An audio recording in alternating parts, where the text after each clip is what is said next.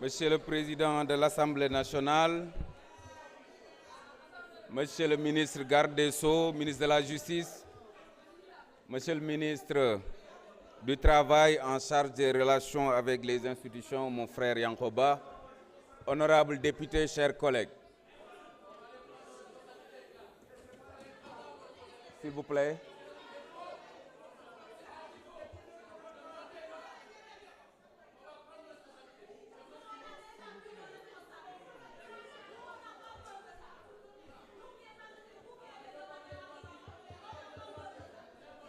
Il faut reprendre.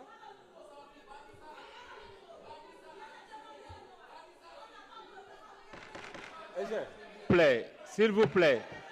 On s'écoute, s'il vous plaît. Vous avez la parole, Bara. Remettez à zéro. Bara, allez-y. Non, allez-y. Bara, allez-y. Ils vont vous écouter. Allez-y, ils vont vous écouter. Allez. C'est entre socialistes, hein, moi. Bara, allez-y. Moi, je suis libéré. S'il vous plaît, honorables députés, chers collègues. Alors, Monsieur le Président, Monsieur le ministre garde des Sceaux, ministre de la Justice, Monsieur le ministre du Travail, en charge des relations avec les institutions, honorables députés, chers collègues. maa ngi leen di nuyu ku ci nekk ci turam ak santam. Je voudrais juste dire, Monsieur le Président, que je garde en Monsieur le ministre garde des Sceaux, ministre de la Justice, de très beaux souvenirs. C'est quelqu'un de très courageux, c'est quelqu'un de très compétent et c'est quelqu'un boo xamante ni aussi son courage a transcendé des régimes.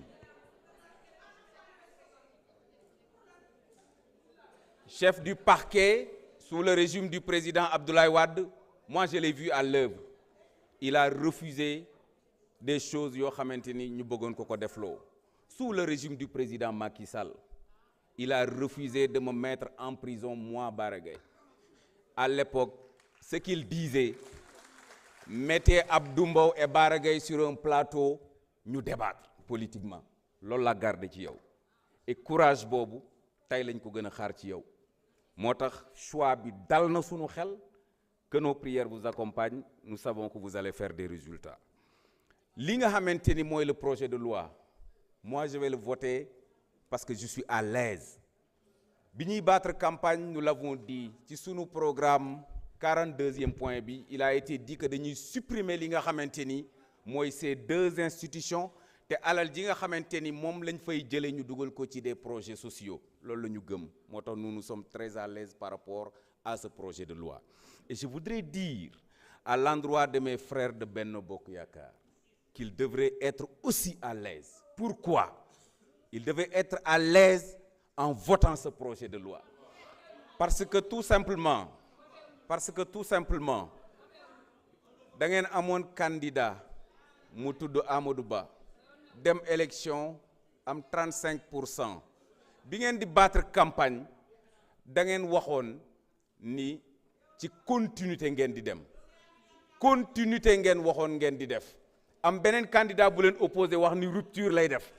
Ay la yëwan ku ne xam na ni su seen candidat gagné woon du ñu tas au conseil des collectivités territoriales du ñu tas conseil économique social et environnemental. Mais ay la yëwan seen candidat gagnéwul. On ne peut pas être plus royaliste que le roi. Sénégalais yi am na ku ñu fal moom waxoon na bu ñëwee daf koy dindi seen candidat waxoon bu ñëwee du ko dindi ay la yëwan seen candidat gagnéwul. Mais bàyyi leen ki nga xamante ni moom la sénégalais yi fal mu def ay réformam te nag bu ñu waxantee dëgg réforme gën na koo ñaaw parce que en 2012 bi nga xamante ni moom en 2012 bi nga xamante ni président Macky Sall mi ngi tas conseil économique social et environnemental xaritam moo fa nekkoon. Tout le monde connaît les relations entre le président Macky Sall et son ami Ousmane Masseck Ndiaye. Mais la manière dont les véhicules ci ñi nekkoon au conseil économique ni ñu ko doon nangoo mais gàcce la woon ba ci Abdoulaye Diop mii gendarme ñoo ko dogale ci digg mbedd mi nangu otoom. C'était inélégant. Cette fois-ci, nous avons été informés à temps ni dañu koy tas. On ne peut pas être plus royaliste que le roi. Ay la yëwan li nga xamante ni moom moo ci nekk mënuñu reprocher au président Diomaye de ne pas entrer en contact avec ñi nga xamante ni ñoom ñooy les présidents d'institution ku ci nekk da nga am sa approche ku ci nekk da nga am paradigme bi nga xamante ni moom ngay demee. On ne peut pas dire au président Diomaye que ni Abdoulaye Wade defoon wala ni président Macky Sall defoon noonu nga war a def forcément loolu mënta nekk parce que ku ci nekk am nga sa approche mais vous n'avez pas le droit de refuser au président Diomaye Faye ce que les enfants de Abdoulaye Wade n'ont pas refusé au président Macky Sall en 2012. Ce n'est pas du tout normal ku leen wax loolu mooy dëgg ku leen ko waxul loolu mooy dëgg. Vous avez l'obligation d'adopter li nga xamante ni moom mooy ce projet de loi pour permettre enfin à celui qui bénéficie aujourd'hui de la majorité des Sénégalais, c'est-à-dire 54% des Sénégalais, de pouvoir implémenter li nga xamante ni moom mooy ce programme. Keneen ku leen wax leneen mi ngi ci lu ko neex te lii ngeen nekk du dëgg du yoon. Adopter ce projet de loi nga xamante ni danañu mën a jàll ci lenn maa ngi leen di sant bu baax di leen gërëm. Merci.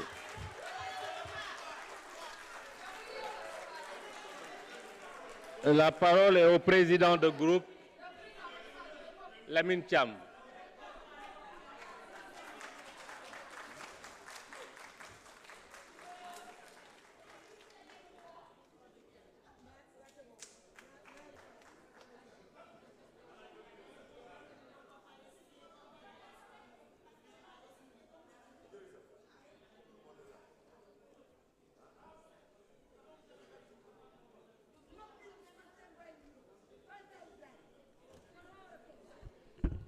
Assalamu alaikum. Monsieur le Président.